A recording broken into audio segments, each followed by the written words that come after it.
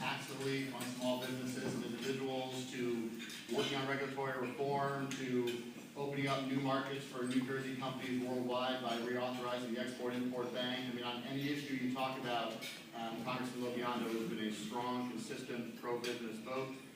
It's really my pleasure to be here to present this award to him. So with that, please join me in thanking and congratulating Frank LoBiondo on the Spirit of Enterprise Award.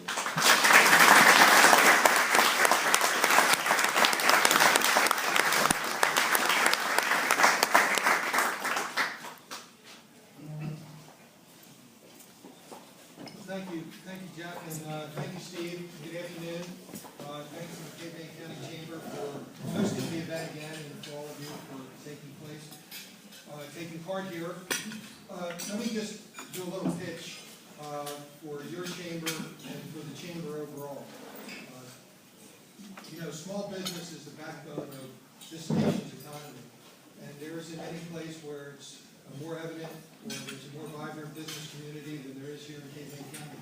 So your involvement in chamber and chamber activities is critical. It's essential. And let me tell you from a local point of view, with my ability to talk to so many of the businesses that are here, the communications that we've had over the years, understanding what your challenges are on the ground as they relate to the federal government, your challenges in the real world are crucial and essential. And also for the U.S. Chamber. And Jeff is part of a fabulous team. A lot of these issues that we deal with are very, very complicated. They get involved with a lot of legalese, and it's difficult to understand.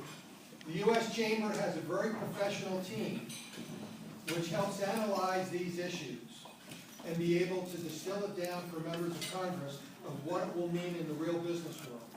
So I want to publicly thank U.S. Chamber, and Vicki, to you and your board and the team here at Cape May County, thank you very much. Jerry Thornton, Cape May County Freeholder Director, thank you for coming. Jerry came in just a moment after the introductions. The challenge is always how to distill down in a relatively short period of time all the topics that are of a timely nature or are important that are coming out of Washington. And certainly as big a challenge this year as ever, maybe bigger. So what I'm going to try to do, as I've done in the past, is cover a few topics and then try to leave a good chunk of time for questions and answers.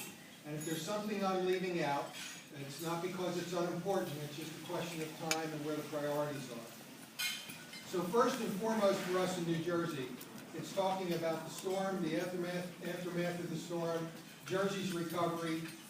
How are we doing here? How are we doing in the rest of the congressional district? By the way, the 2nd congressional district is about 40% of the state geographically.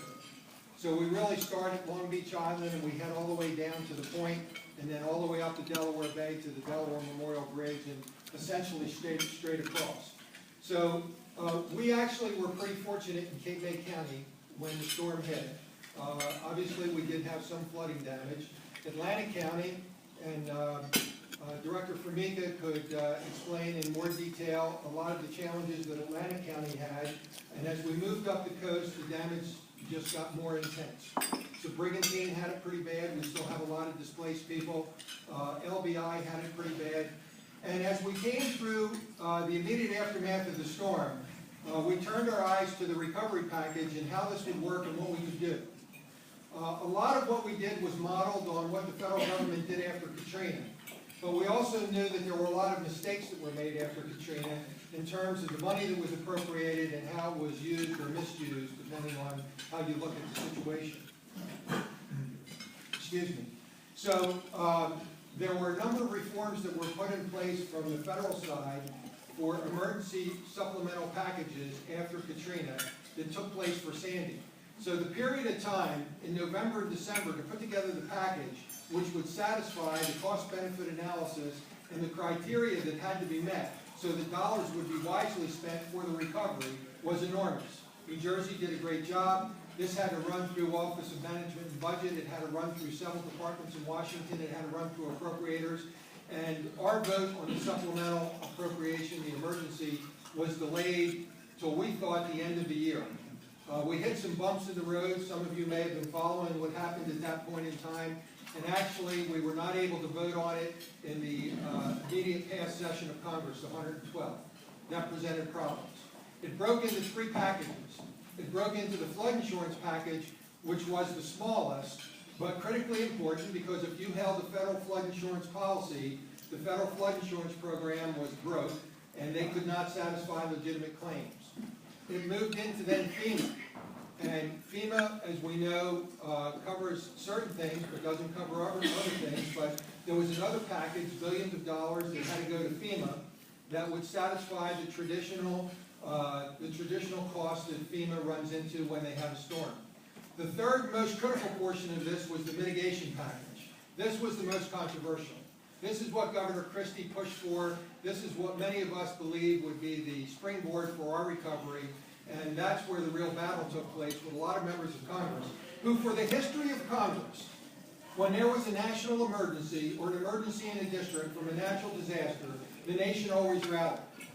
And what particularly got me aggravated was how this time they wanted to change the rules for New Jersey and say that this had to be offset or we weren't going to do the package as we did in the past.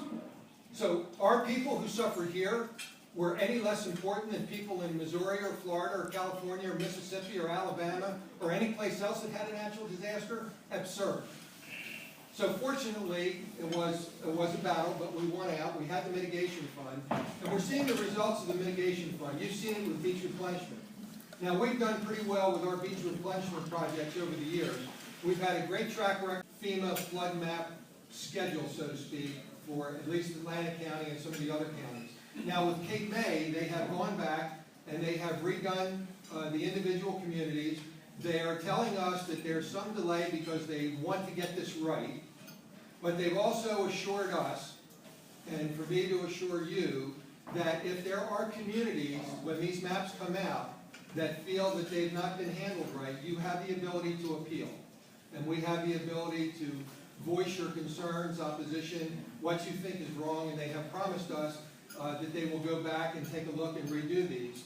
And that's proven true in some of the communities where this has already been released. So some of these places that had these velocity zones, this has now been corrected. So the federal flood insurance program was under tremendous pressure really since Katrina. And prior to Sandy, the fund was approximately $30 billion in the red. There had been something like 18 extensions. There actually had been 2 lapses where all settlements and all real estate transactions were halted for a period of time when we had those lapses. And stakeholders came together and realized that the plan had to be made solid. Now, simultaneously with this, we had a number of loud voices, particularly from the Midwest, who believed that there should be no federal flood insurance program at all. So these people lobbied to kill the whole program. Stakeholders got together. So, chambers, realtors, insurance companies, everybody who has a stake in an area that's flood prone realized that we had to do away with the subsidies and we had to come up with a program that would keep federal flood insurance in place, but would also allow for us to be able to operate without being in the red the way we were. And that's where the problem came in, because that was hitting at the same time Sandy hit, which was never intended. So we have attempted, a number of us, Senator Menendez has worked on it from the New Jersey side. I have worked on it with some of my colleagues in the House side. We've had some colleagues from other states who have worked on it, where we're trying to see if there's a way to ease this burden of the flood insurance premiums that are going to be increased. As they're scheduled now, they're going to be 25% a year for 4 years. I've introduced legislation that would make it 12.5% a year over 8 years. We still have reason to believe there could be some optimism to figure out either how to make that happen or to, in fact, find another way to ease the burden. But you have to keep in mind, if we were to open up the national federal flood insurance legislation, as some have advocated, to just scrap this part of it, we then give an opening to those members, senators and members of the House, who want to see the program killed. And with the fiscal crisis that we're going through, even though the program is going to be self-sufficient, that's not a gamble that I'm willing to take, and I don't think many people who live in flood-prone areas are willing to take. So we have a lot of colleagues that are joined in with this, colleagues from Louisiana and basically any state that's got a federal flood insurance issue of how we can try to solve this. But that came as a result, again, of Katrina. It was passed and signed into law prior to Sandy, but all of these consequences are hitting now at the same time. So that's kind of the quick recap on mitigation, on the emergency supplemental, and on the FEMA flood maps. And if there are additional questions, I'll be happy to try to answer them. Moving through into a couple of other topics. One of the things that we're hearing a lot about from businesses is that having to do with the new health care law. And chambers have been particularly active with this. It's a strange phenomenon. It's probably one of the first times where very controversial legislation, when passed, that most of the time sort of eases into public acceptance and a better understanding of what happens and how it will happen. It's just the opposite with this. The public acceptance of this has been on the downslide. The business acceptance of this has been totally off. There are any number of reasons. The cost factors involved, the uncertainty involved, the questions that can't be answered, the deadlines that are being missed, the exemptions that are being made. Everything up and down the line spells trouble for how this is coming about. I did not vote for the legislation initially. I have voted numerous times in the House side to do away with everything from piecemeal aspects of it to the overall repeal of it. Recently, you had the chairman of the Senate Finance Committee, who was one of the main authors of the bill, Senator Max Baucus, who said the implementation of this legislation is nothing short of a train wreck. And yet, the administration continues to push forward, just insisting that we're going to be able to do this. We've got a couple of the major unions who have recently come out, and while they were strong supporters of the legislation when it was originally introduced, they have indicated they have serious problems and are asking the administration to pull back because this is going to hurt their members. I'm sure many of you in business who are over that requisite number of people are having the same challenge. I can't tell you how many businesses that have come to me and said, I don't want to do it, but I'm going to be forced to making people part-time because this is the only way I'm going to be able to survive. You know the unemployment rate in Cape May County and in South Jersey is way too high to begin with. This is only going to exacerbate the situation, and it's something that's going to even make it worse. So where do we go from here?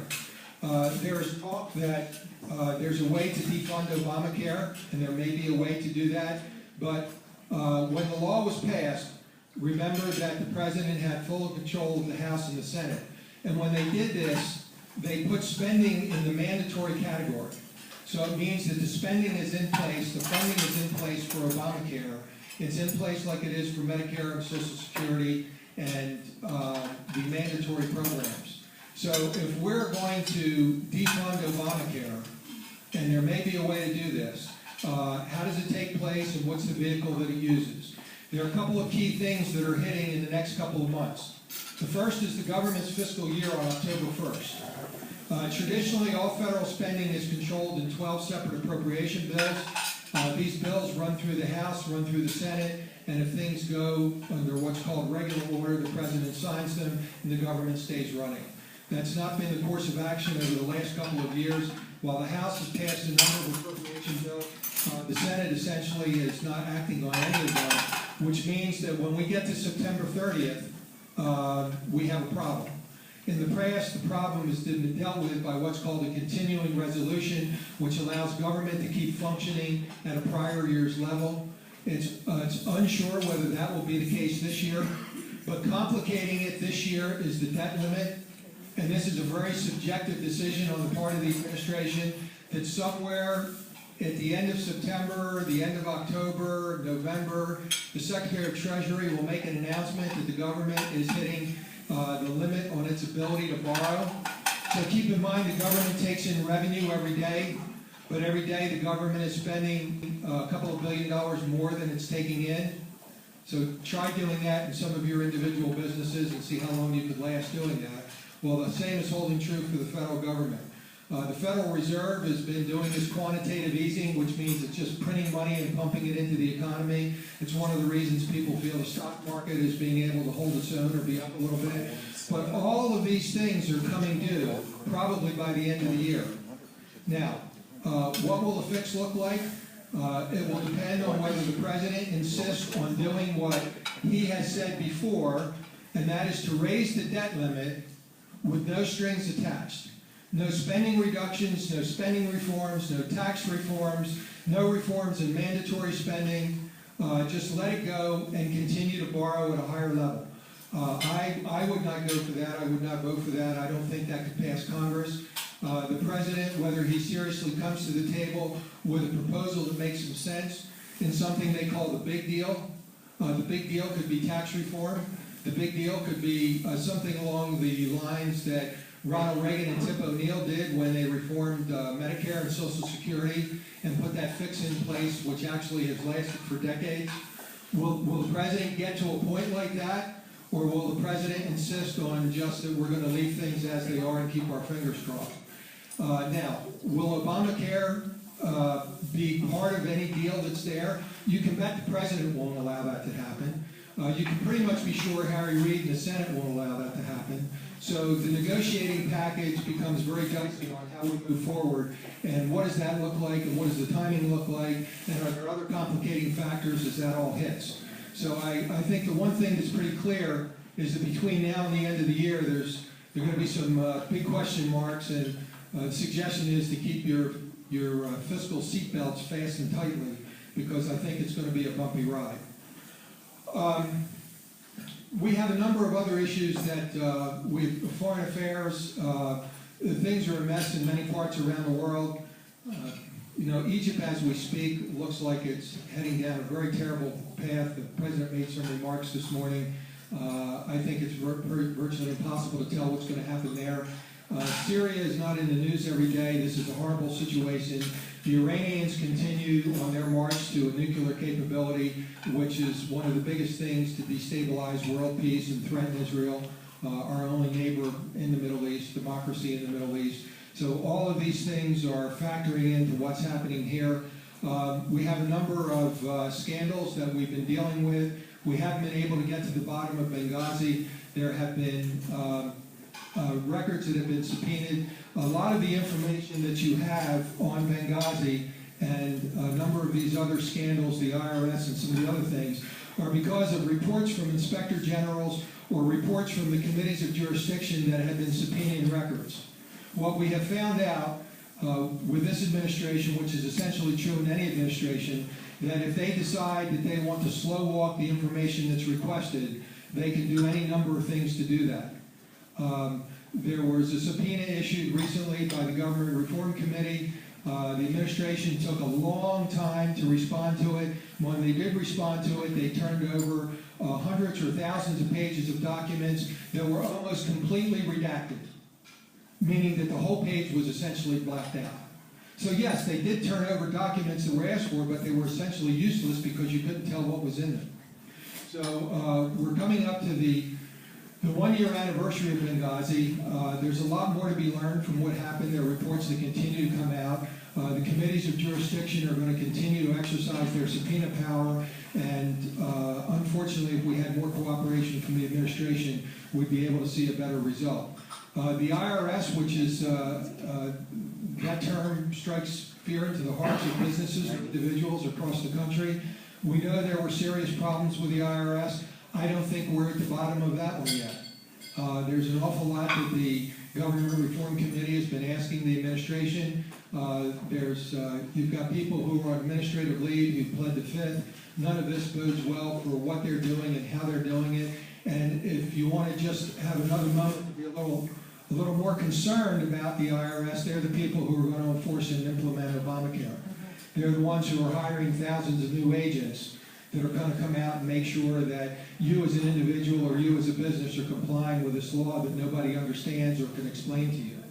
So they're just a few of the things that are going on. There are many other areas and topics that have been unfolding and will be unfolding. At this point, I think Vicki and Steve, I'll cut off the formal remarks. I'll be glad to try to go to your questions.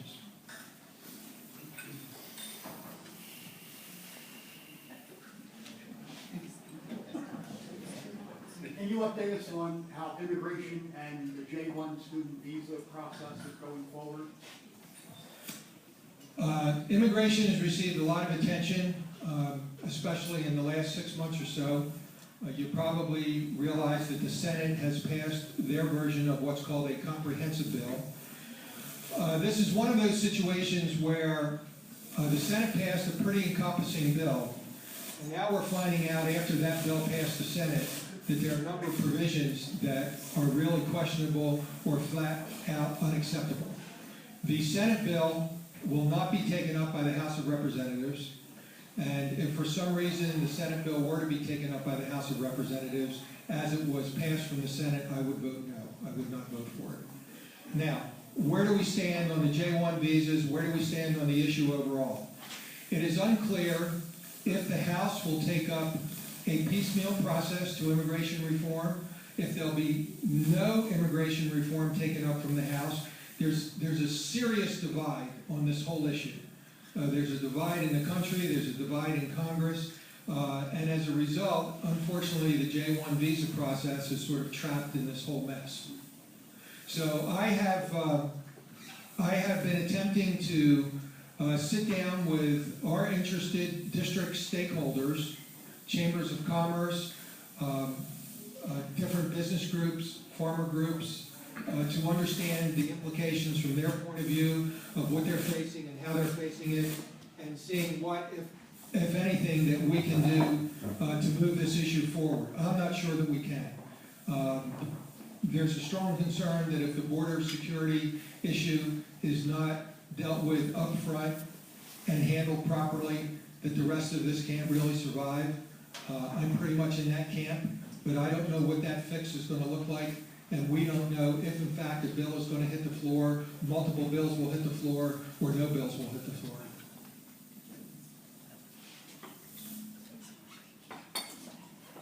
I don't have a question, but I have a comment. I want to thank you very much. We are just finishing a beach replenishment project here in Stone Harbor. And while doing it in July and August was not the most favorable thing, we had a reporter from Philadelphia who came down to try to get a negative story out of it and could not find one person on the beach or renter who had anything negative to say. So we're coming up to the 1-year anniversary of Benghazi. There's a lot more to be learned from what happened. There are reports that continue to come out. The committees of jurisdiction are going to continue to exercise their subpoena power, and unfortunately, if we had more cooperation from the administration, we'd be able to see a better result. The IRS, which is, that term strikes fear into the hearts of businesses and individuals across the country. We know there were serious problems with the IRS. I don't think we're at the bottom of that one yet. There's an awful lot that the Government Reform Committee has been asking the administration. You've got people who are on administrative leave who pled the fifth. None of this bodes well for what they're doing and how they're doing it. And if you want to just have another moment to be a little more concerned about the IRS, they're the people who are going to enforce and implement Obamacare. They're the ones who are hiring thousands of new agents that are going to come out and make sure that you as an individual or you as a business are complying with this law that nobody understands or can explain to you. So they're just a few of the things that are going on. There are many other areas and topics that have been unfolding and will be unfolding. At this point, I think Vicki and Steve, I'll cut off the formal remarks. I'll be glad to try to go to your questions.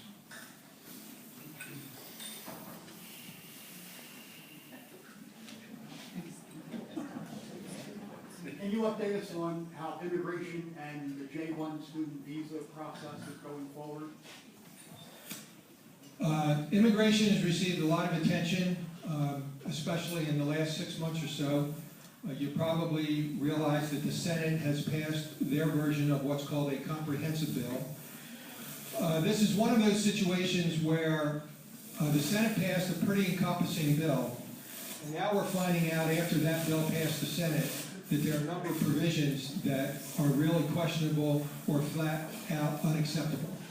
The Senate bill will not be taken up by the House of Representatives.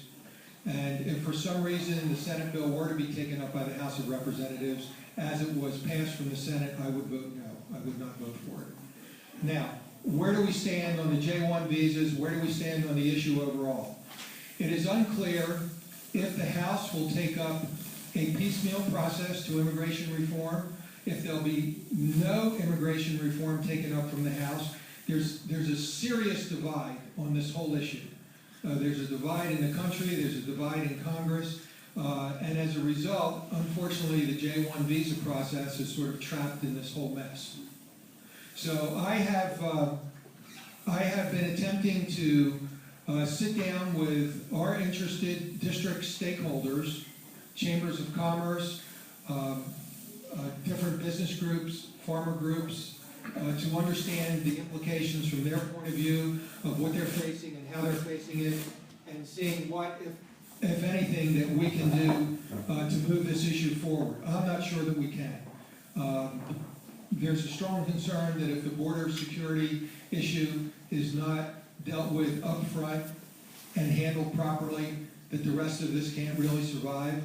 I'm pretty much in that camp, but I don't know what that fix is going to look like, and we don't know if, in fact, a bill is going to hit the floor, multiple bills will hit the floor, or no bills will hit the floor.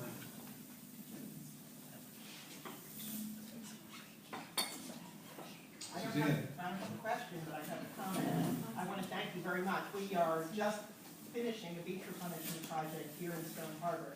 And while doing it in July and August was not the most favorable thing, we had a reporter from Philadelphia who came down to try to get a negative story out of it and could not find one person on the beach or renter who had anything negative to say.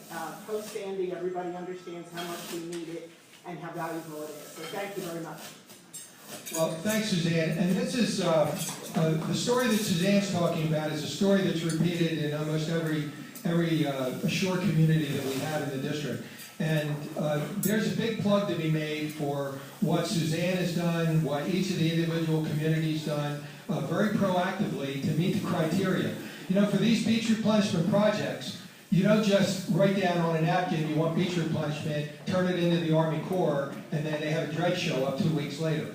It doesn't work that way. There's cost-benefit analysis that has to be done. There's a huge criteria that has to be met. It's got to be done in coordination with the Department of Environmental Protection, and the Army Corps takes the lead.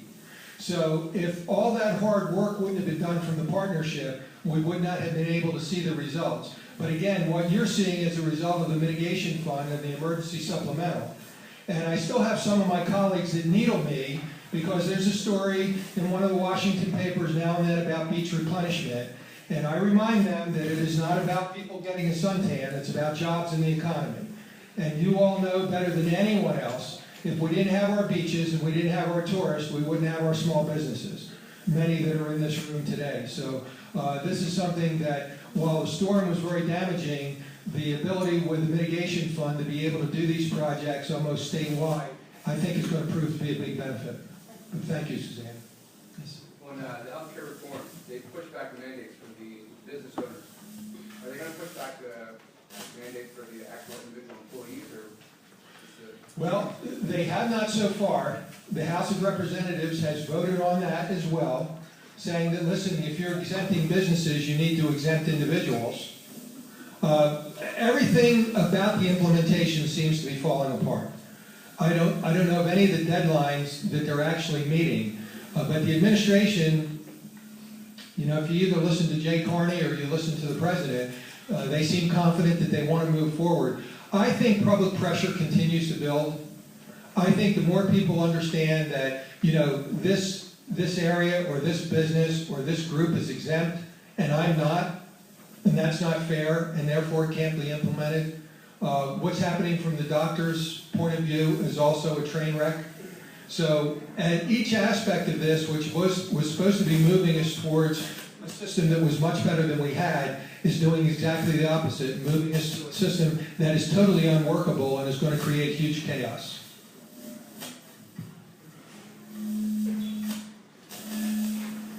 Okay, well, thank you very much. Appreciate it. Thank you.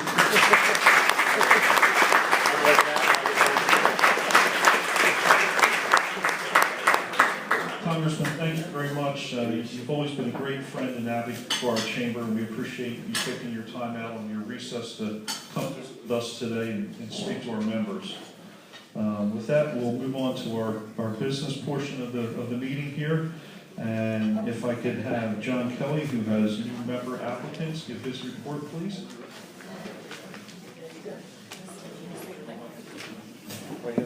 Thank you, Mr. Chairman. Good afternoon, everybody. Great to see everybody. One thing that just struck me was how, when all these big things are going on, how people in Cape May County just keep their head down and work hard and love this area so much that it doesn't hold them back from their progress. And I just love that spirit. So that just kind of